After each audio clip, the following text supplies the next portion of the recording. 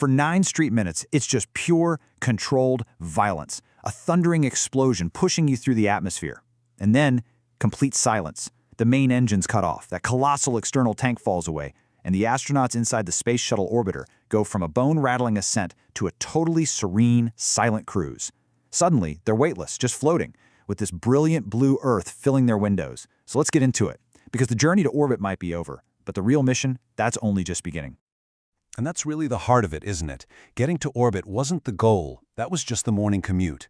Now, the orbiter is its own self-contained world. It's a 100-ton vehicle gliding silently through the void, getting ready to perform some of the most complex jobs humans have ever attempted in space.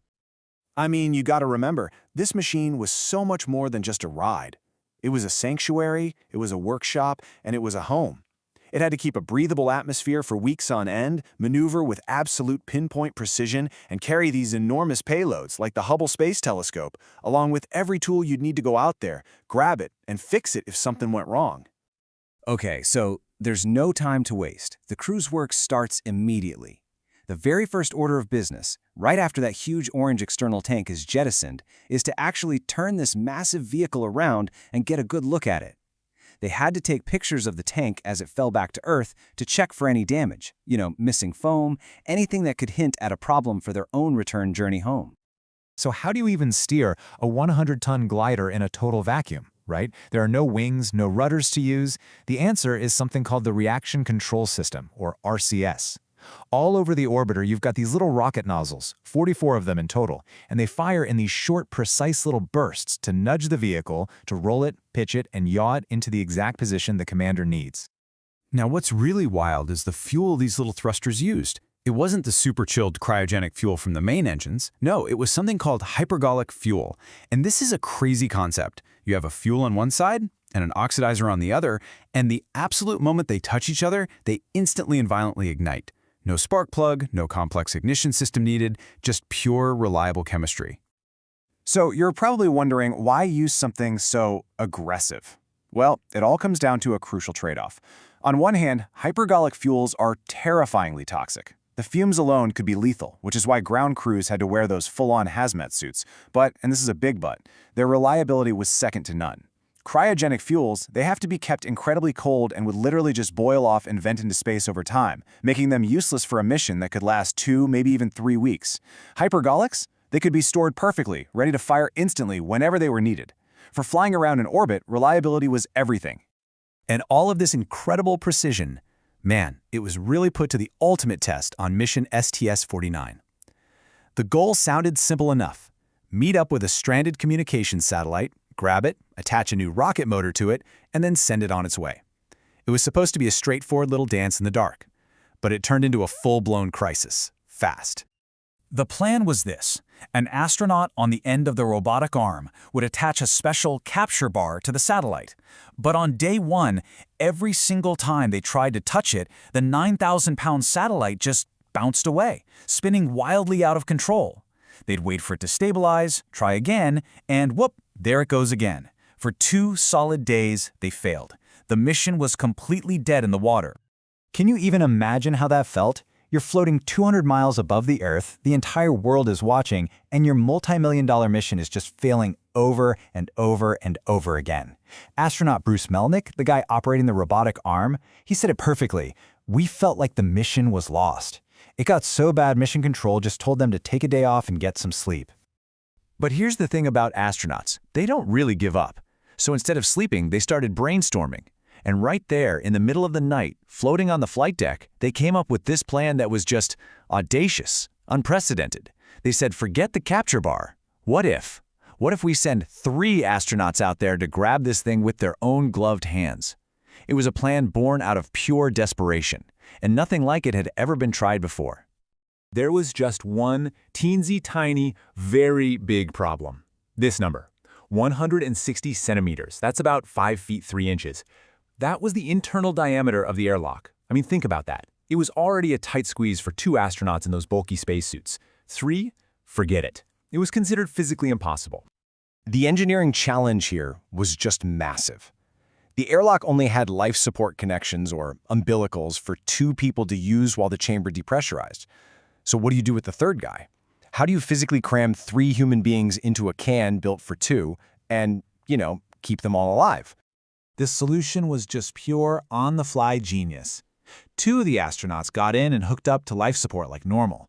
Then the third astronaut, Tom Akers, he switched his suit to its own internal battery power, floated into that tiny chamber upside down right between the other 2, and they just sealed the hatch.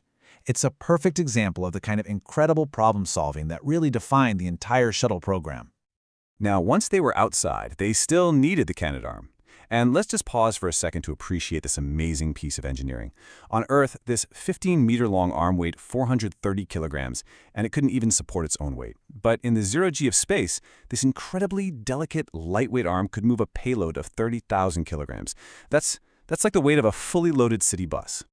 And the way it gripped things was just as elegant. It wasn't some complex claw. The end of it would just be placed over a simple pin on whatever they needed to grab.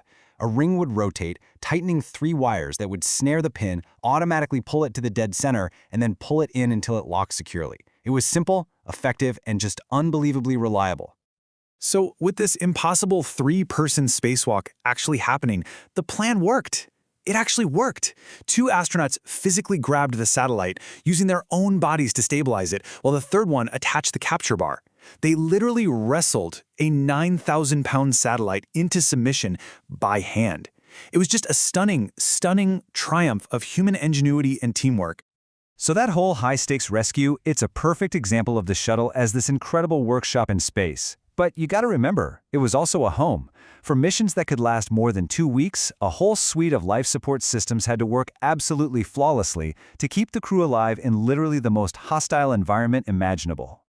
Just look at this. The orbiter was basically a self-contained habitat. It created its own Earth-like atmosphere and had a system to literally scrub the CO2 that the crew was breathing out. But the fuel cells are my favorite part. They combined hydrogen and oxygen to generate not just electricity for the shuttle, but also pure drinkable water as a byproduct. How cool is that for a closed-loop system?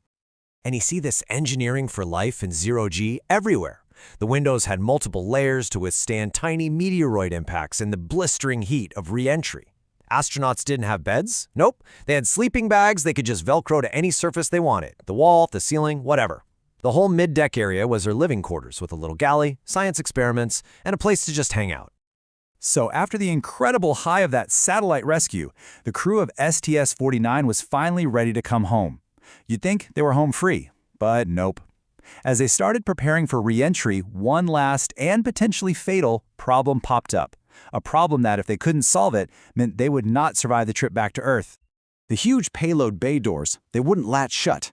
See, in space, you've got these extreme temperatures. The sun is blasting one side at over 200 degrees, while the dark side is 200 below zero. That massive temperature difference had literally twisted the delicate metal of the fuselage just enough for the latches to misalign.